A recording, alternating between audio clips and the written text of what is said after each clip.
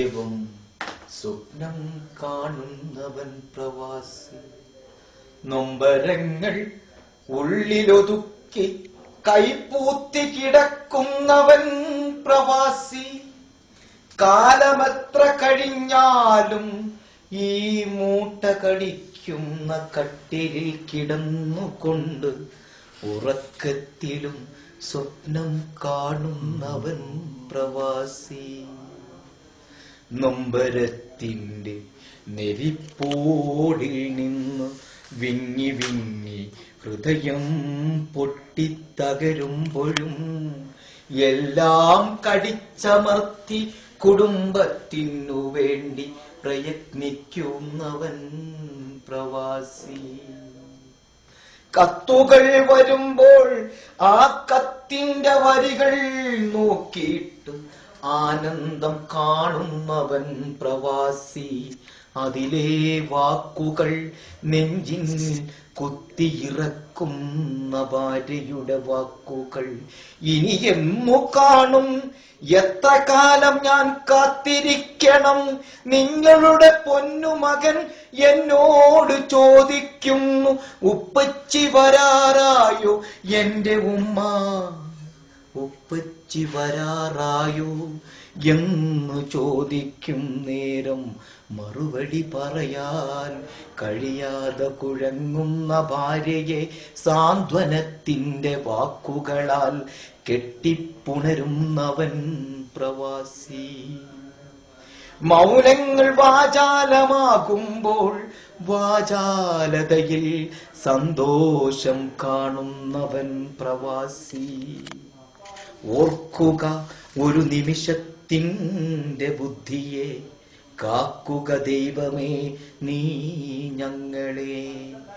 എല്ലാം സമ്പാദ്യത്തിനു വേണ്ടിയാണെങ്കിലും സമ്പാദിക്കാൻ കഴിയാത്തവൻ പടു മണ്ടനെന്നു പറയുമ്പോഴും നാട്ടുകാർക്കിടയിൽ ചെന്ന് നിൽക്കാൻ കഴിയാത്തവനും ഇന്ന് ഒരേ ഒരുത്തൻ മാത്രം, അതു പ്രവാസി.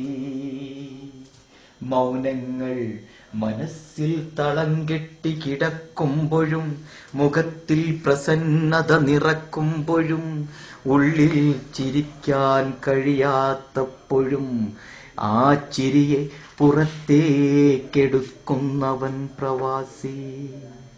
കാലമേ നീ ഞങ്ങളെ കാക്കുക, ലോകമേ ഇനിയും നീ തുടരുന്നെങ്കിൽ ഞങ്ങളെ കാക്കുക.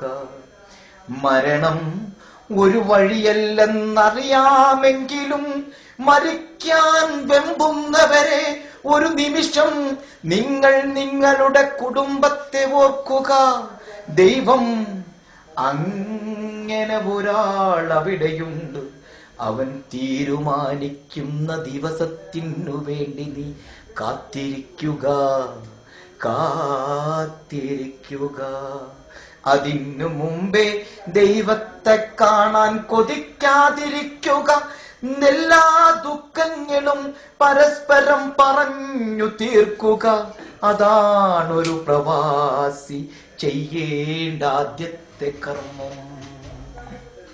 ദുഃഖങ്ങളും സന്തോഷങ്ങളും എല്ലാം നിറഞ്ഞ ഈ ഭൂമിയിൽ ദുഃഖിക്കാൻ വിധിക്കപ്പെട്ടവൻ പ്രവാസി.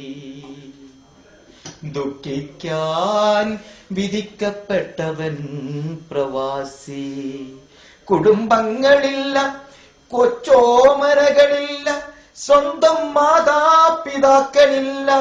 അവരൊന്നുമില്ലാതെ ഈ കൊച്ചുഭൂമിയിൽ ഞാനേകനായി എന്തിനു ജീവിക്കുന്നെന്നു ചിന്തിച്ചിടല്ലേ പ്രവാസി സമൂഹമേ.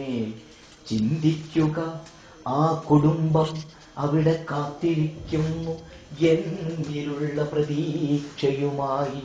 ഒരു ഇറ്റുദാഹത്തിന്റെ ദാഹജലം ഒന്ന് നാവിൽ തൊടിയിക്കാൻ എന്റെ മകൻ അക്കരക്കിടന്നു പിടയ്ക്കുന്നുണ്ടെന്നറിയുന്ന മാതാപിതാക്കളെ ഓർത്തെങ്കിലും ഒരു മുഴം കയറെടുക്കാതിരിക്കുക.